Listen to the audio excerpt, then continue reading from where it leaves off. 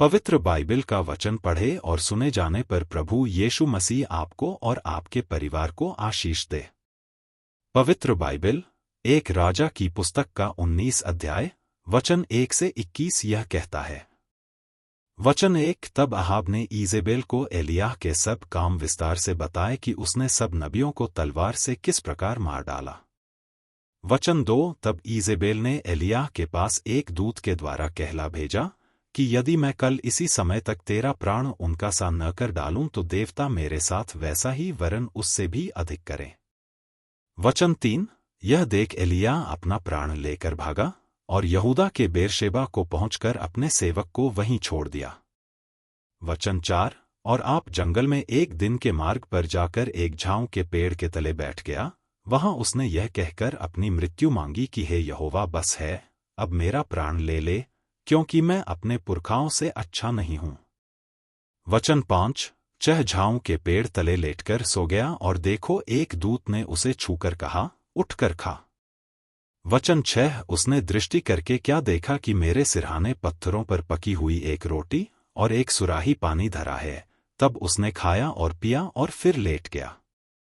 वचन 7 दूसरी बार यहोवा का दूत आया और उसे छूकर कहा, उठकर खा, क्योंकि तुझे बहुत भारी यात्रा करनी है। वचन 8 तब उसने उठकर खाया पिया और उसी भोजन से बल पाकर 40 दिन रात चलते चलते परमेश्वर के पर्वत होरेब को पहुंचा। वचन 9 वहां वह एक गुफा में जाकर टिका और यहोवा का यह वचन उसके पास पहुंचा कि हे एलिय्याह, तेरा यहाँ क्या काम। वचन 10 उनने उत्तर दिया, सेनाओं के परमेश्वर यहोवा के निमित्त मुझे बड़ी जलन हुई है, क्योंकि इस्राएलियों ने तेरी वाचा टाल दी, तेरी वेदियों को गिरा दिया और तेरे नबियों को तलवार से घात किया है, और मैं ही अकेला रह गया हूं और वे मेरे प्राणों के भी खोजी हैं। वचन 11 उसने कहा, निकलकर यहोवा के सम्मुख पर्वत पर खड़ा हो।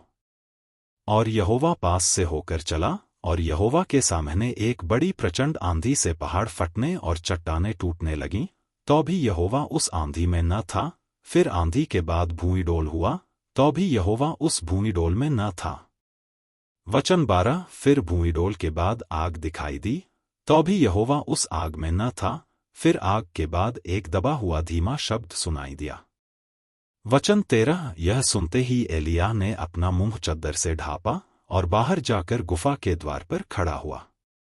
फिर एक शब्द उसे सुनाई दिया कि हे एलिय्याह, तेरा यहाँ क्या काम।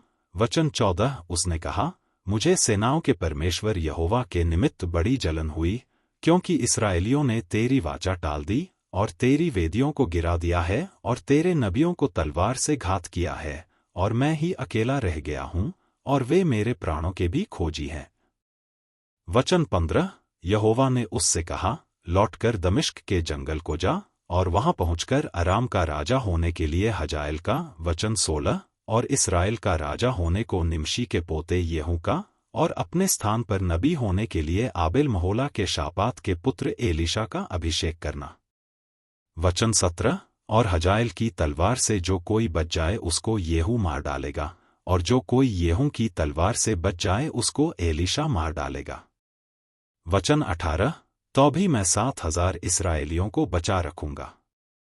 ये तो वे सब हैं जिन्होंने न तो बाल के आगे घुटने टेके और न मुंह से उसे चूमा है। वचन 19 तब वह वहां से चल दिया और शापात का पुत्र एलीशा उसे मिला, जो 12 जोड़ी बैल अपने आगे किए हुए आप 12वीं के साथ होकर हल जोत रहा था।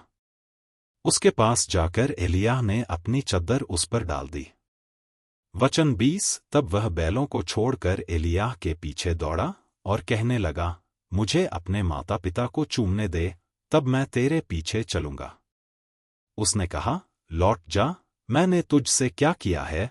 वचन 21 तब वह उसके पीछे से लौट गया और एक जोड़ी बैल लेकर बलि किए और बैलों का सामान जलाकर उनका मांस पका के अपने लोगों को दे दिया और उन्होंने खाया। तब वह कमर बांधकर एलिय्याह के पीछे चला और उसकी सेवा टहल करने लगा। यदि आप विश्वास करते हैं तो यह वचन सभी विश्वासियों को भेजें और इस चैनल को प्रभु यीशु मसीह के नाम से सब्सक्राइब करें और आशीष प्राप्त करें। धन्यवाद।